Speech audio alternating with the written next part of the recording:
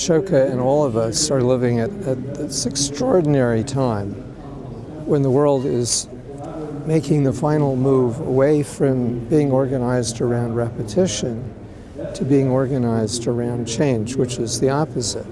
So we all have to have the skills of being a change maker, which are very different. And organization and leadership is very different. Well, Ashoka is in this amazing position with 3,300 of the world's best social entrepreneurs. Over half of them have changed national policy within 5 years, 3/4 the pattern in their field nationally within 5 years. We'd be blind if we didn't see patterns. And those patterns point consistently towards an everyone a change maker world. So we're still doing what we've always done, finding the best new ideas and social entrepreneurs and helping them get started, succeed over their careers, and building a mutual help. In a world of change, it's really essential that every young person practice being a change maker. Well, that means that our definition of success in education and growing up has to change, and education has to change.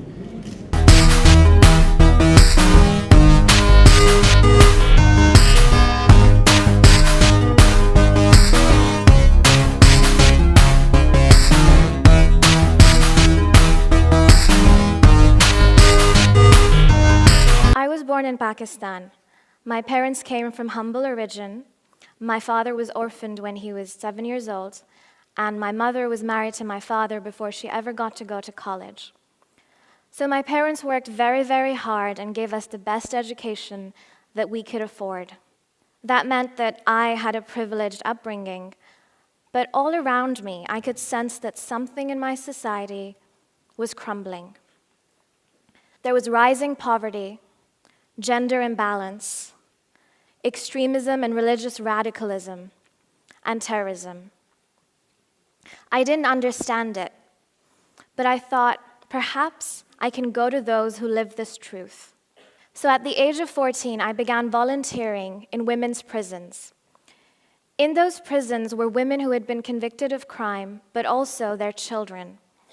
Children born in captivity who had never seen the outside world. They had no one else.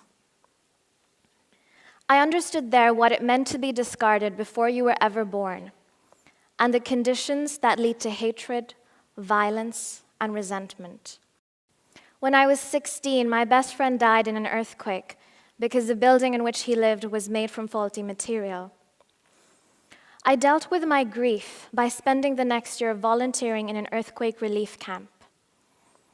I was the only female volunteer, so that meant that any issue relating to women or girls was brought to me.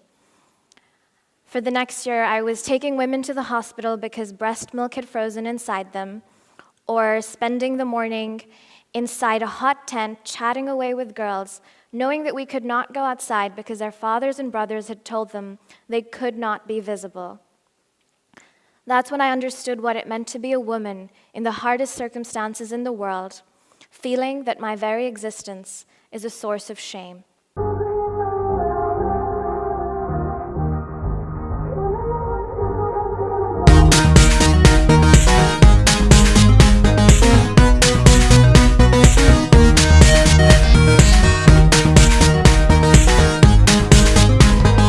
I started Tom's, I guess, 9 years ago now. It's hard to believe, when I was living on the sailboat. But the simple idea that, I saw many children around the world who didn't have shoes, and they weren't allowed to go to school because of that. And I wanted to help them get the shoes that they needed for school. So we created this one-for-one model, where every time we sell a pair of shoes, we would give a pair to a child in need. And since we started that 9 years ago, we've helped about 38 million children. It's been much more successful and effective than I ever imagined. And since then, we've been able to, because of all of our travels, and many of them Heather and I have been on together, seen so many other ways that Tom's could help through our business model, through One for One. So a couple years ago, we started designing beautiful sunglasses, and every time we sell those, we help pay for cataract surgery for someone who's blind, or give children the prescription glasses they need to go to school. And so that's been really gratifying to get to see how we've moved from shoes to helping people with their eyesight And then most recently we launched a coffee company. We realized we could, by getting in the coffee business, really trade directly with the farmers and help improve their lives by allowing them to trade directly with us and not have to go through the big export middleman company. So it's been great. We've opened up cafes in Chicago, New York, LA, Austin, Portland. We just opened up London 3 weeks ago, and we have a store in Amsterdam, and our coffee sold in all the Whole Foods. And then we also launched a line of like tote bags and backpacks to support maternal health issues. So it's been really fun to kind of use the one-for-one model to go beyond shoes and help in these other ways.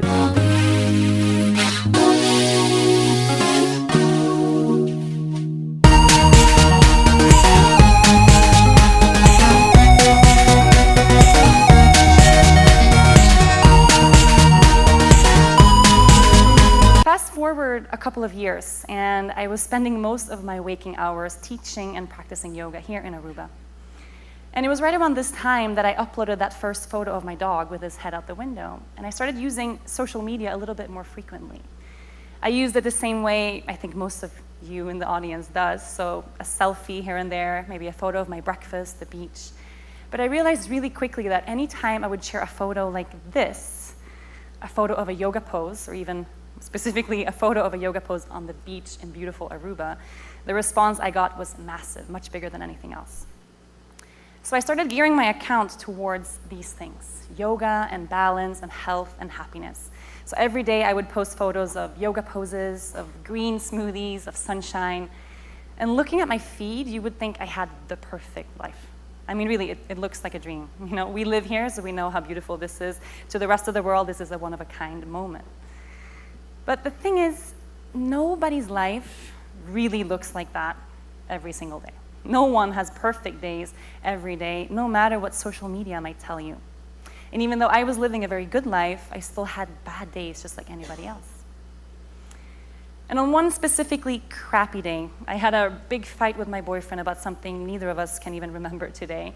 And it was Friday. At the end of a long day, we went out to dinner, and I decided to have a shot of tequila with my meal. Don't freak out. I don't drink tequila every day. But even though I'm a yoga instructor, I'm a very regular, normal person. I love to eat chocolate. I like a good glass of wine. And once in a blue moon, if you know me, you know I like a little bit of tequila. Never killed anyone. For some reason, I decided to upload a photo of my meal to Instagram. #tequila, #really long day. And then I put my phone away to enjoy my evening. It wasn't until the next morning that I realized the impact of what I had done. My comment feed was overflowing with comments, and people were upset, real upset. I won't bore you with all the details, but words included hypocrite, fake, and how can you call yourself a yoga instructor and drink alcohol? This was my first lesson when it comes to life and social media. We need to tell the truth.